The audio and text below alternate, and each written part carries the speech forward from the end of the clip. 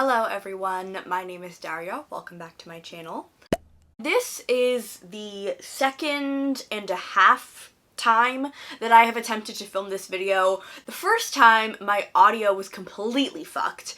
The second time I tried to film this, I didn't even get halfway through and then realized I hated every word that was coming out of my mouth. So whatever this version of this video ends up being, that is the one that I'm going to post, no matter how it turns out. So it is currently that time of year where people are making their end of the year videos, whether it's the worst books they read this year, the best books that they read this year, and I really wanted to contribute in some way, but being totally honest here, this was my worst, I would say my worst year of reading since starting book 2, but kind of by nature of the content that I was making this year. As you guys have probably noticed, I have pivoted to talking about adaptations a lot. I do reaction videos to adaptations that are, newly released. I do a lot of analysis videos, and, those take time, which then cuts into my reading time, and it also makes it more difficult for me to find time to read newer books and releases. But I'm not mad at it, I'm not angry at the situation. In fact, I'm quite happy to be making the content that I am making, and I know you guys really like the videos that I've been putting out, so we're good. However, that does leave me in a bit of a bind when it comes to best and worst books of the year type videos. So instead, what I'm going to do is talk to you guys about the anticipated adaptations of 2023. There are some caveats to this list, because if I were to sit here and talk about every single adaptation that I'm excited to see, I'd be here not even all day, I'd be here all fucking week, okay? So when it comes to this list, I've decided to only include those adaptations that actually have some forward momentum, whether they're currently being filmed, whether they have a director or certain actors attached to the project, like some indication that they are actually being made currently. The first adaptation that I am looking forward to watching is Daisy Jones and the Six, which releases in March of 2023, so very soon. Now here's the thing, my interest in this adaptation, I feel like, is a lot different than other people's interest. And that's because I actually didn't really like Daisy Jones and the Six.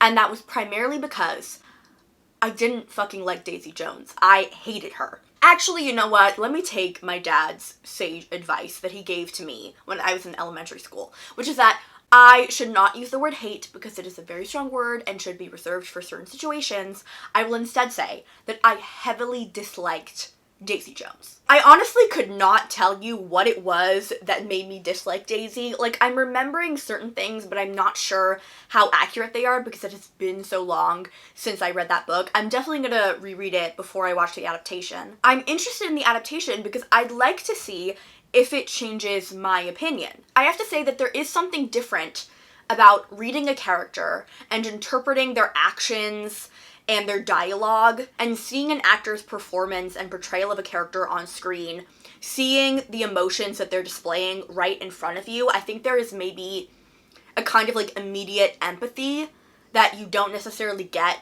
just from like reading the words on the page. I mean, I know as a reader, it's like my job to fucking like imagine the characters and fucking empathize with them, but like still, I feel like, because I'm a dumb bitch, I, like, I'll see a person cry on TV and be like, oh, I feel bad. I don't know if that makes any fucking sense, but basically what I'm saying is that I am intrigued to see if and how the adaptation changes my mind about these characters. I'm actually very willing to have my opinion changed, honestly, and here's to hoping that this adaptation does that. The next adaptation that I absolutely cannot wait to watch is Shadow and Bone Season 2, dropping March 16th, 2023! I am so excited. I'm so excited. And I feel like it's almost like a homecoming for me because I believe that Shadow and Bone was like the first major adaptation that I reacted to on this channel. And it was like a big sort of like landmark moment for my channel. And I was like, oh shit, people are actually interested in hearing what the fuck I have to say about this show and about, how it functions as an adaptation. So like, I'm so excited for this. I'm so excited to do it all over again for season 2. I mean, there's so many things to look forward to with this next season. Number one, I am so excited for Nikolai. I really am. Although I hate that fucking blue costume that they put him in. Like, why? Why would you do him dirty like that? But either way, I'm excited to see my man. I'm also excited and wondering where the fuck Zoya is. Like, I didn't see her in any of the promo stills. Where is my girl? I also am obviously beside myself thinking about the Crow storyline, the fact that they're going to Hellgate, they're gonna bust Matthias out, we have Wylan finally on the team, like all of them are together, we're finally getting like book storylines. I'm also very excited to see the Darkling in his like full-blown villain era. I'm excited to see like potential angst between him and Alina, and to see them like on this opposite side of this conflict and yet still having like an understanding and potential like feelings for one another. I'm also excited to see what the fuck they do with Mal, because I just don't see show Mal pulling the shit that book Mal did in Siege and Storm. Like, Siege and Storm was really the book that solidified the fact that I don't like Mal in the books, but I don't see my baby boy show Mal doing that. I just don't. The news also recently came out that they are going to be covering Ruin and Rising and Siege and Storm, and I'm just like, the potential, the implications, like I'm not going to talk about it. I'm not going to talk about it because I have a long list and I can't just spend this entire video talking about Shadow and Bone Season 2. Next on the list, I am super excited for Heartstopper Season 2. I realize that a lot of like the first adaptations I'm talking about on this list are like Season 2s and 3s of like shows that are already established, but you know, whatever, it counts. I can't wait. It's going to be so good, and having read the comics, there are so many things that I'm super excited to see. I think the biggest one being just like the Paris storyline. I know so many comic book fans or comic fans are looking forward to it. I am one of those people. Really difficult subject matter. It can be really triggering, but I know that for me, I just like so appreciated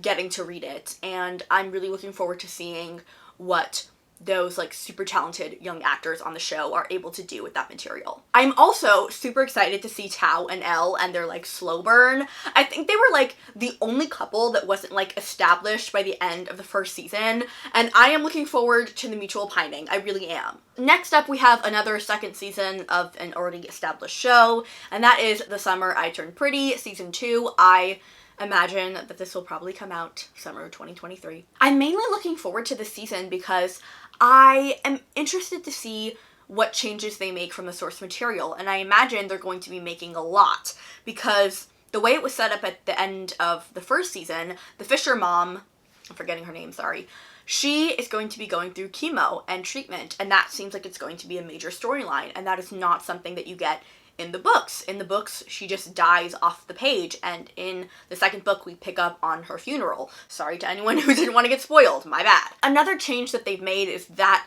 they've just made the love triangle a lot more prominent, I feel like, and have actually made Jeremiah like a true contender for Belly's heart. In the books, even though I haven't read all of them, but just in the first one that I did read, like, you could just tell it was Conrad. It was obviously going to be Conrad. It was always going to be Conrad. Like, Jeremiah was never really, like, a viable candidate, you know? The show, I feel like, makes a case for both the guys and shows that Belly has, you know, a connection and some damn good chemistry with both of them. And I know that it's been said that just because Conrad and Belly had their moment at the end of the season, it doesn't necessarily mean that she has picked him. So, you know, I'm not going to say that I'm looking forward to the sibling rivalry, because I don't like love triangles that involve siblings, and it's everywhere, and I don't like it, because I always imagine myself and my sister in that scenario, and I'm like, I would rather, like, fucking rip my own eyelashes off. That was too much. But you know what I'm saying? Like, it just, I hate it. Next up, we have Interview with the Vampire Season 2. I know I haven't talked about this adaptation on my channel, and I need to rectify that immediately. I feel like I may want to do, like, an Anne Rice series binge or something. I don't know, but the gears are working, okay? I'm trying to figure something out.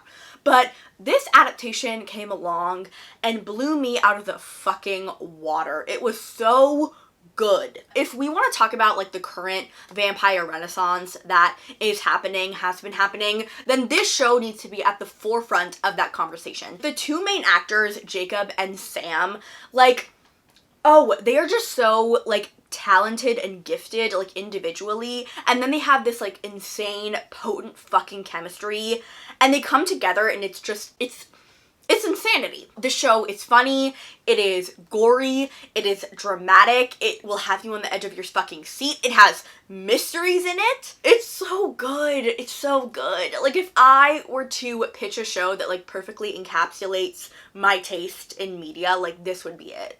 Next up, you know that my list would not be complete without including Bridgerton Season 3, which I imagine will probably come out in summer of 2023. As we all know, this season is going to be focused on Colin and Penelope and their love story, which I know was a controversial decision for a lot of people, but you know what? I've accepted it, and I'm actually excited for it. I really am. Listen, I don't know what the fuck is going on in the Bridgerton makeup, hair, and wardrobe department. There is some dark magic happening there because my friend sent me a picture of Luke Newton, sort of like in his new like Bridgerton sort of like getup with his new hair, and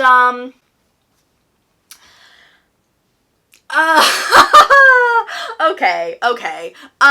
He made several points. Like, I never said that I hated Colin. Who said that? Not me. I hate that I'm this shallow. I really hate it, you guys. I shouldn't be. I should try to be a better person. But in all seriousness, like, for real, I feel like Colin does have some work to do when it comes to, like, me really seeing him as a romantic lead and romantic hero. But I have faith, I remain hopeful, and if everything goes wrong, and this season is a complete total train wreck, which I don't believe that it will be, but even if it is, on the off chance that it is, I will get 2 things out of this season that I will be very happy about. Number 1, I will get to see a fat girl be at the center of a romance. She will get to be in all the sexy scenes. She will get to be the center of attention.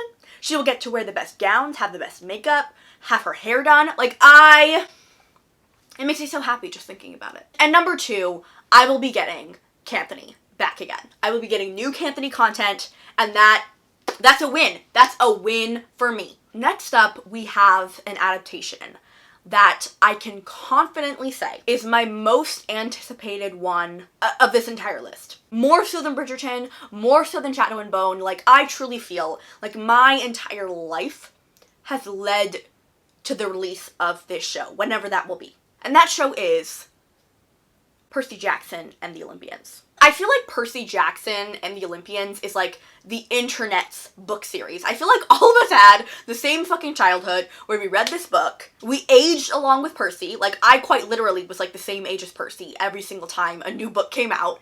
And, you know, we all grew up on the internet. And here we are.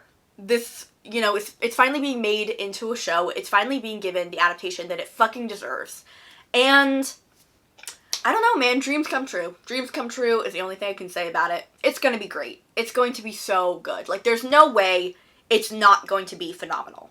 And I usually don't like to get my hopes up like this, but I feel like it's a fact that it's going to be, like, an incredible adaptation. And I'm not even worried. I'm not worried about the damn thing. Like, I'm just excited. I'm just happy. I just want it. The next adaptation that I cannot wait to see, and I feel like this is one that a lot of people are also excited for, as they should be, it's Red, White, and Royal Blue. This book was like one of the early romances I read, like when I was first starting to get into the genre, and I haven't reread it since then, and I definitely need to rectify that. But I feel like, I know it's still gonna stand up. Like, I know it's still gonna be good. I remember so vividly when those, like, paparazzi, like, sort of pictures dropped where we saw the 2 actors playing Alex and Henry on, like, the park bench, and you saw Henry's, like, blonder hair, and I was just like, bro, it's so perfect. Like, seeing all the BTS videos that the guys are doing together, like, they give off the perfect energy for these roles. However, there's one thing that was slightly disappointing about this cast. And this is, like, such a fucking delusional thing. Like, let me explain, okay? So basically, I'm not sure if you guys remember, but when the cast list was announced for this film, they first announced, obviously, like, the 2 main actors playing Alex and Henry, and then they had, like, a list of people who were playing, you know, other characters. And I don't believe they mentioned who all these other actors were playing. So in my mind, I was trying to figure out, okay, like, someone in this cast list is playing Alex's mom, and I saw a Persian actress named Sarah Shahi, and I became convinced that we were getting half Mexican, half Persian Alex, and that she was playing his mom. And I got so fucking hyped, because I am pretty sure that the actor who plays Alex is also like half Middle Eastern, and I was like, what the fuck? I was like, oh my god. I was freaking the fuck out. I was so excited. I was like texting my group chat with my friends. I was just like flipping the fuck out. And then the announcement came that Uma Thurman was playing his mom. And listen, I know it's blasphemous to be upset when Uma Thurman is cast in a film. Like, I know it's like an exciting thing, like it's super cool, but like there was a part of me that did and still is mourning the loss of half Persian, half Mexican Alex. Like, I still, the pain, the wound is still fresh. And I made this up in my own fucking head. Like, I deluded myself into thinking something was happening, and then when it didn't fucking happen, I got upset.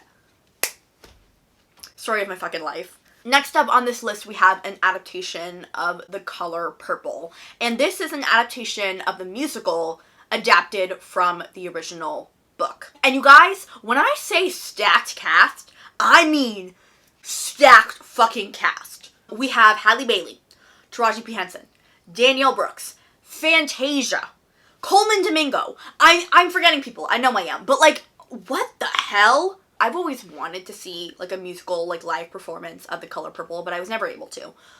But if this is the way that I get to experience the musical for the first time, that is not a bad deal. I'm definitely going to be listening to the original soundtrack once I'm done filming this. Next up, we have The Last Voyage of the Demeter, which is interestingly not based on a book, but instead based on a single chapter in a book. So this film is based on a chapter entitled The Captain's Log in Bram Stoker's Dracula.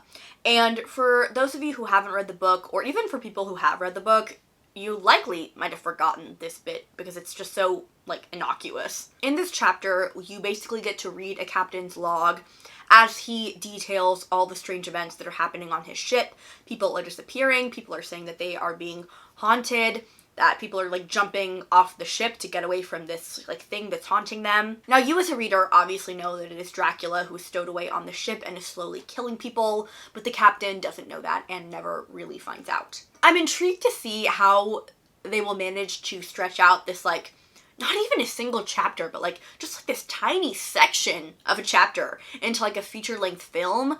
I imagine they're gonna really, like, expound upon the crew members and their lives, and it will be interesting to have the film focus, I assume, like, more so on the crew and less on Dracula, and have Dracula maybe be this almost, like, specter that's haunting them, maybe not even really reveal him for a long time. I don't know, these are all like guesses and speculation, but it's certainly an intriguing idea, and I'm hoping that they can pull it off and create a really interesting and entertaining film. Next up, we have another spooky feature and adaptation I'm looking forward to, and that is The Fall of the House of Usher, created and directed by Mike fucking Flanagan. The man behind The Haunting of Hill House is taking on one of Edgar Allan Poe's short stories. Like, I cannot think of a better combination. And the fact that he is making this into a mini-series, I cannot wait to see what he adds to the story, what, you know, new mysteries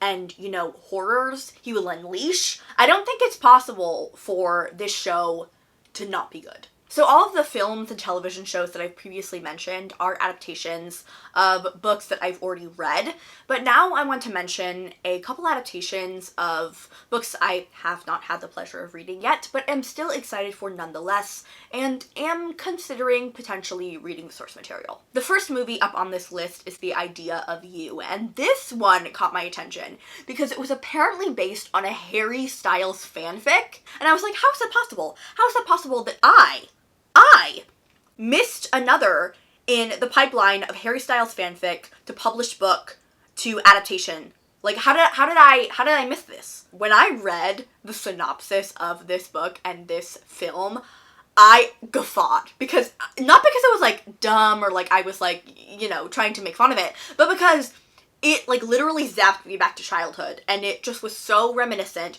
of all those, like, One Direction imagines that I would always read. and right sometimes. Basically, the story is that there is this recently divorced woman who takes her daughter to a boy band concert, and when she's there, I guess the Harry Styles equivalent in the band, like, sees her and, like, fucking falls in love with her, and then she goes on tour with him. Oh my god! I have read that same scenario 1,000 different times in my childhood. Like, oh my god, I cannot believe this. I'm also very intrigued by this adaptation because Anne fucking Hathaway is starring in it, along with, what's his name? From, oh, I don't know the actor's name, but he's also playing Henry in Red, White, and Royal Blue. If anything, I feel like this film is going to be so fun to watch because it'll just, like, suck me back into my One Direction days. Not that they ever stopped, but, you know. The next adaptation I want to talk about is the upcoming One Day adaptation. And I really don't know anything about the original book, but the reason I'm interested in this new film is because I am such a big fan of the first adaptation starring Anne Hathaway. I really do love that film. Once in a while, like, I'll just get into the mood and want to watch it, and I will, and I'll have such a good time, and then I'll cry at the end, and it just, like, I don't know, it, like, rejuvenates me. And I'm really excited to see, like, what this new version will bring, and I also love that this time we get a woman of color at the center of the romance. Next, we have a film that I feel like more people should be talking about based on the fact that Priyanka Chopra and Sam Heughan are starring in it. Like, they're starring in this rom-com together. Like, why aren't people talking about this? Maybe they are, and I'm just, like, super late to the game. This film is an adaptation of the book Text for You, but they changed the title, and the movie is called Love Again. And it's about this woman who, I think her, like, fiance or, like, recently married, like, husband passes away, and she is, like, finding it hard to cope, so she will send, like, text messages to his number, and the guy who now has that number registered to him responds, and then they, like, obviously fall in love. It sounds like a super cute premise with, you know, just a wee pinch of heartbreak and angst. It's got attractive, recognizable faces starring in it, and, you know, consider my interest piqued. Next up, we have the Hunger Games prequel, aka A Ballad of Songbirds and Snakes. I always want to say saints. Okay, sorry, it's The Ballad of Songbirds and Snakes. I know nothing about this, like, book or this film, like, zilch. All I know is that it's about President Snow, and that's it. Oh my god.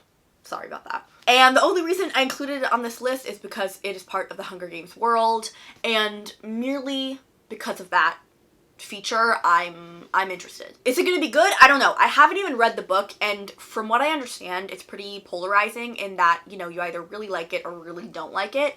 And when that happens, I tend to really like the book. So maybe I should give it a shot. The last adaptation I want to talk about is called Women Talking, and I believe that the adaptation, the film, is going to be coming out in January, so very soon. This film and the book that it's adapted from are based on a true story, and it follows a group of women who live in a Mennonite community, this isolated religious community, and they find out that they have been secretly, for years now, in their sleep, they have been drugged and are worded by a lot of men in the community. I believe about 8 men were named. And a few of them have come together to decide what is to be done.